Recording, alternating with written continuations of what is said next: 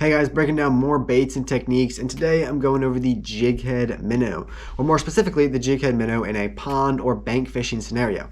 The Jighead Minnow has gotten extremely popular in recent years because of the emergence of forward-facing sonar and how good the technology has gotten. Although the technique has been around for years, going by different names, depending on who you ask. With the emergence of more forward-facing and technology, it's gotten very, very popular, but it still applies to everybody, not just people with forward-facing or specialized technology. If you're just a pond or bank fisherman, it still works extremely well and it's still a must-have technique to have in your arsenal. Now, going over the rigging really quick, it's extremely simple. Pretty much all it is a jig head and a minnow. Minnow normally is going to be about 4 inches in length and just a straight tail or fork tail minnow like this one, not like a swim bait style bait, more of the minnow straight tail profile. And again, I like the 4-inch size. Some guys will go bigger, try to get a big bass bite, or real small when the bite gets really tough. But for the most part, I just stick to the 4-inch size minnow. It's pretty much your standard size. And then when it comes to the jig head, you can use a ball head jig like this one or more of a fish head style. The real important thing though when it comes to choosing the jig head is you do need to have a vertical 90-degree line tie. It just helps keep that bait horizontal in the water instead of bending tail down and looking kind of goofy and unnatural. So you do just want to make sure you go with a 90-degree line tie bait or jig head. And when it comes to the weight, I like a 1/8 ounce. I've found for the pond or bank fishing situation, 1/8 is pretty much perfect. It's heavy enough that you can work the bait pretty quickly, at least fast enough to cover a good amount of water, considering you don't have sonar to help you out. But it's still lightweight enough that it's not rocking to the bottom. You can still keep it up in the water column like you need to do in the shallower bank or pond fishing scenarios. So I like a 1/8 ounce jig head. Make sure it's a 90-degree line tie and about a 4-inch straight tail minnow soft plastic bait. The specific minnow that I use is the Z-Man scented jerk shad. I'll put a link in the description to whoever has the best deal, but I just like it pretty much. I love the Z-Man baits because they're super durable. I can catch dozens and dozens of bass on this bait before I need to replace it, so it just saves me money. Also, the Z-Man material, it's a little bit softer than most baits, so I feel like you get a little bit extra action, a little more lifelike action out of it.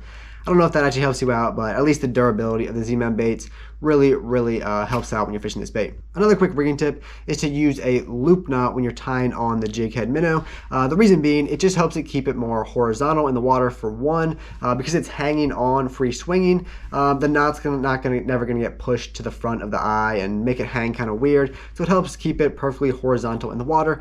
And then additionally, just the freedom of movement that the loop knot gives helps the bait to roll and swim a lot more, giving it more action, more lifelike profile in the water. Now, when it comes to actually how to fish it, how you're going to retrieve this bait, it's exactly the same as you would if you did have the sonar technology. You're going to cast the bait out. Once it hits the water, you're going to put your rod tip up at about a 60-degree angle, not directly vertical, but just a little bit bent over, and just start shaking and bouncing your rod tip up and down on slack line as you slowly turn that reel handle. It's just going to make that minnow and that jig head setup roll and bounce and dart underwater. It looks incredibly appealing to the bass, incredibly enticing, and it just looks really natural. It doesn't have a lot of vibration or a lot of sound or anything. It's just an incredibly lifelike and subtle action that the bass just can't seem to resist. The retrieve will take a little bit, maybe 20 minutes or so to kind of get used to. It feels a little bit awkward at first, balancing the shake of the rail of the rod and slowly turning the reel handle and keeping the bait in the proper depth zone. But after a little while, you'll get used to it. You'll get a good feel and connection to that bait. When it comes to how far to keep it in the water column, you pretty much just want to keep it somewhere in the middle. Obviously, if you have the sonar technology, you can look exactly where it is. You don't have that luxury when you're pond or bank fishing, but just as long as it's not on the bottom or right up on the surface, as long as it's somewhere in the middle of the water column, normally you're going to be fishing maybe 2 to 5 feet of water. So as long as it's a couple feet off the bottom or a foot or two below the surface, you're going to be just fine. You don't need to be too specific about it because it's going to be a shallow water scenario. The bass will be able to see it and come eat it pretty much no matter where it is in the water column.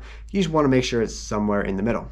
And then one quick tip when it comes to casting this bait, I never really bomb cast it as far as I can. Once the cast gets really far, I found you just kind of lose connection to the bait. You can't really feel what it's doing. It's hard to keep it in the proper water column. So normally I'm just making kind of flip or pitch casts, maybe 50 to 60% of my max distance cast.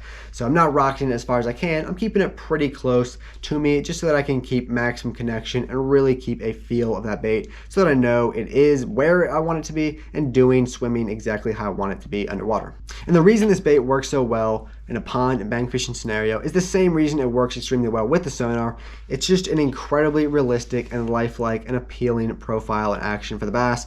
Obviously, with the sonar, you have the luxury of putting it right in front of them, but the reason they bite it with the sonar is because it looks so good. So when you're fishing a pond or fishing a bank, you pretty much know you're going to be casting in front of the bass anyway, because there's nowhere really else for them to be. You're fishing small bodies of water. You don't need to cover tons and tons of a massive lake and pinpoint where the bass are on the big lake. You pretty much know a small pond or just a bank fishing scenario. If you're casting enough, you're going to be putting it in front of those bass. So the reason it catches them in a pond or bank is just that the bait looks incredible. Now, when it comes to when to fish the jighead minnow, in terms of seasonality, I like to fish it in the fall and the spring months when the water's pretty cool.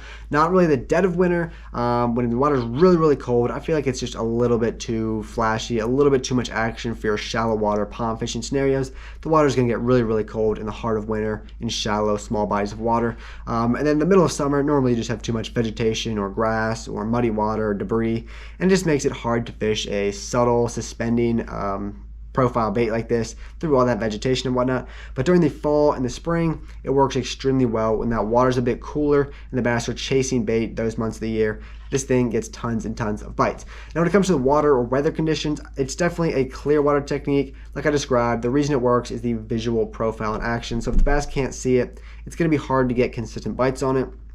So I definitely like clear water and then low wind. If it's really windy, it's going to be really hard to stay connected and work the bait properly just because there's so much bow and slack in your line. The wind's going to blow it all over the place and it's going to make it difficult. So try to stick to clear water and low wind conditions. Next, when it comes to the gear to fish the jighead minnow, is definitely a spinning gear technique. I like about a 7-foot medium heavy action spinning rod with about 12 to 15 pound test braided line, and then some type of fluorocarbon leader, 6 to 8 pound test depending on how clear the water is. I normally go with 8 pound though.